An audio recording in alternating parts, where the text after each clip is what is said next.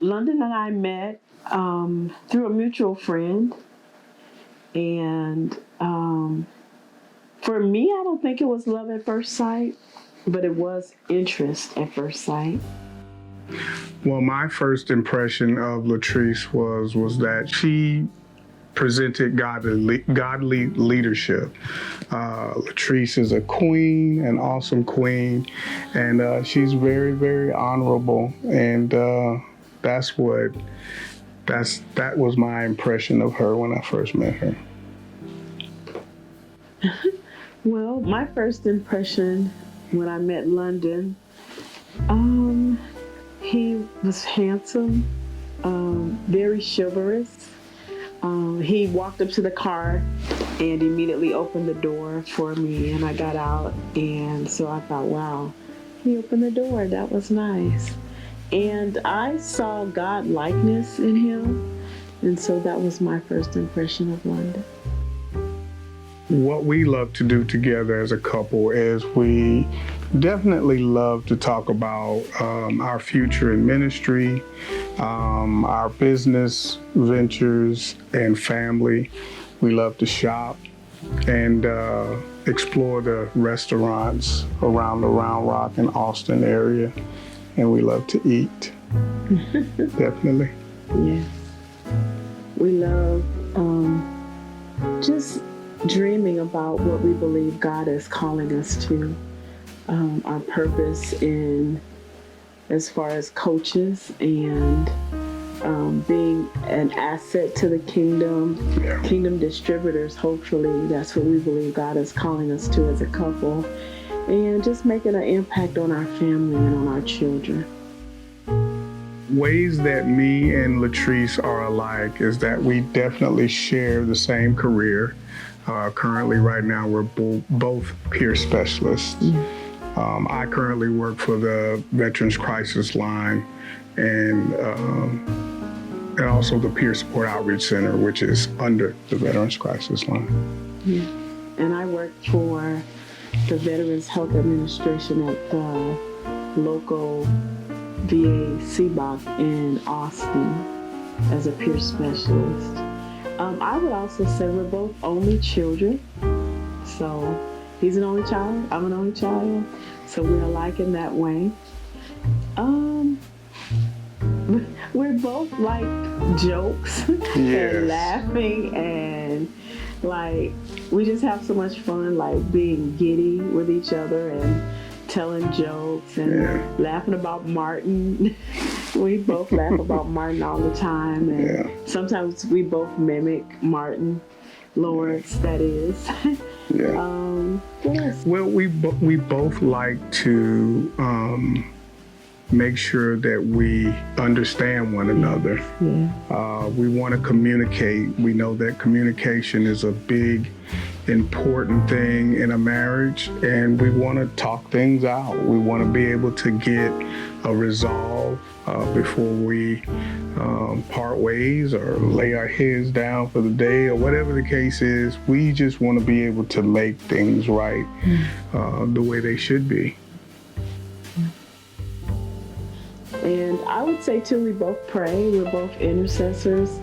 When we first started dating, we would pray every night for each other before we hung up the phone. And so we still continue that practice. He's a 4 a.m. prayer. I'm a 3 a.m. prayer. And so we'll touch base with each other throughout the day and ask, what did we hear in prayer? And so I would say we're alike in prayer as well. Definitely. This is so funny. So, London, well, the ways that we are most different, I would say London is more organized and he prioritizes everything, whereas I pretty much will kind of put things off and, do it a little later. Whereas he's like, dress right, dress. That's that 25 years of military, I only did 3. So, London is very structured, and I am kind of a risk taker. And sometimes we get into a little squabble. Yeah. So when I want to take a risk or want him to take a risk, and he's like, I'm not doing that, and or he's analyzing why he doesn't want to do it, and I'm like, oh my God, just do it. So he's more of a structured person. I'm a little bit more of a risk taker. More spontaneous. Yes. I would say. Yeah, and he's a planner, and I'm like, no, let's go do it right now. Yeah. So.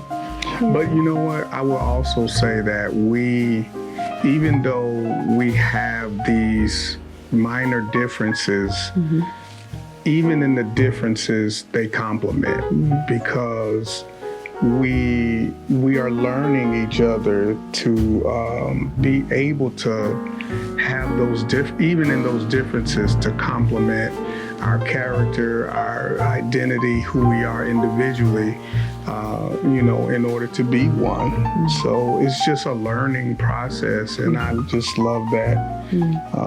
Love the differences. I definitely do. You do? I love them. Okay. Yeah. Keep that in mind. Yes. You said it, I agree. I did.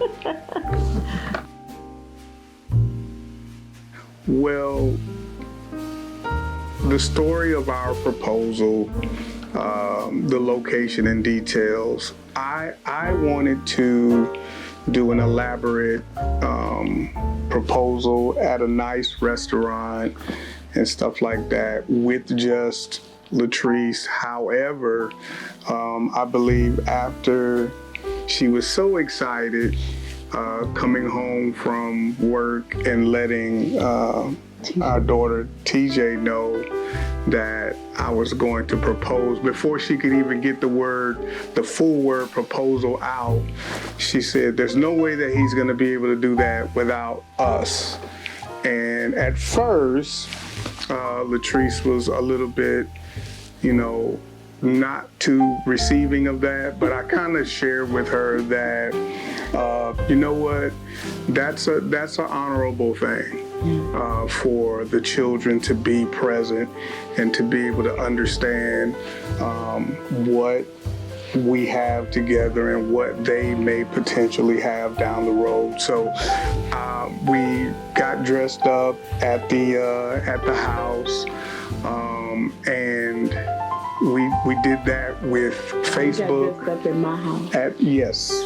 At her house, and we did it live Facebook for those that couldn't be there, and locally for the children that were there, FaceTime.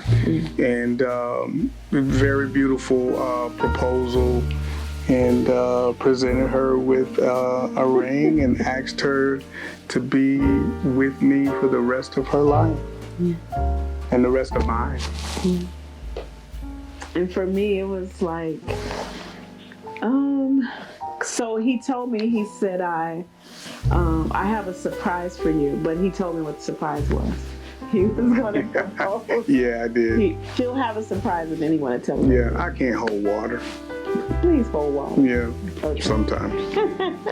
And so I was telling my daughter, I don't think you told me what it was. You said, I have a surprise for you and I want you to dress up. That's what it was. Oh, yeah. And I told my daughter, I think Mr. London's going to propose to me. And she said, not without us. And then I was like, I told him, I'm not thinking about them. This is about me. And then that's when he said to me, no, it's honorable that your children be present. And so I, submitted myself to the request, and he asked me to dress up. He had come down from Dallas, asked me to dress up, and he was dressed up, and he proposed to me at the house and had me blushing and crying tears of joy. And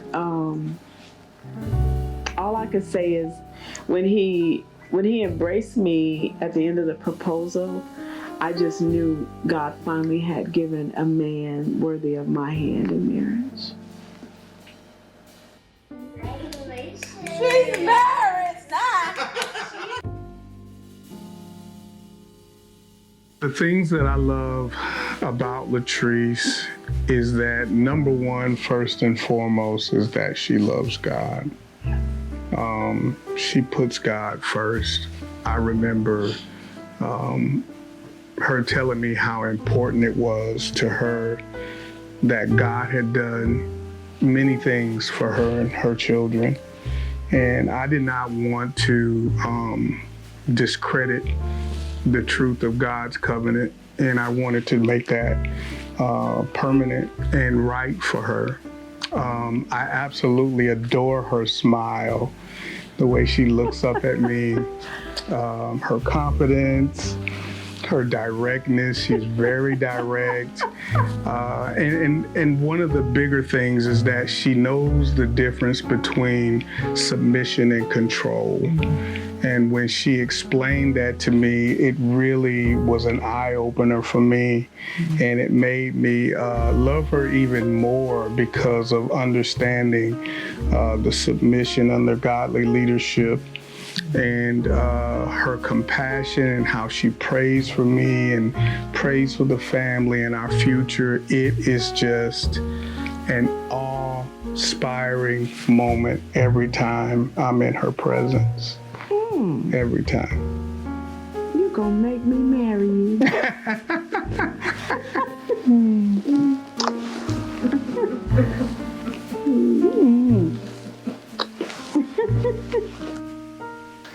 Well, I would say, wow, London is very gentle. He's very patient with me. Wow. He's just really an awesome man. I'm trying to keep him quiet. Look, yeah. You know, I prayed for a long time for a mate, and I waited a long time too. I had some bad ones, but I just feel like with London, who God has created him to be for me, basically swallowed up the 26 years that I was waiting. He is so kind, he is so patient, he is so loving, he compliments me. He wants to make sure I'm taken care of every step of the way. And I could say a whole lot about London. I just think he's God's gift to me, and I'm gonna make it short right there because I'm gonna start crying and I'll mess up my makeup, and I don't want to mess up my makeup.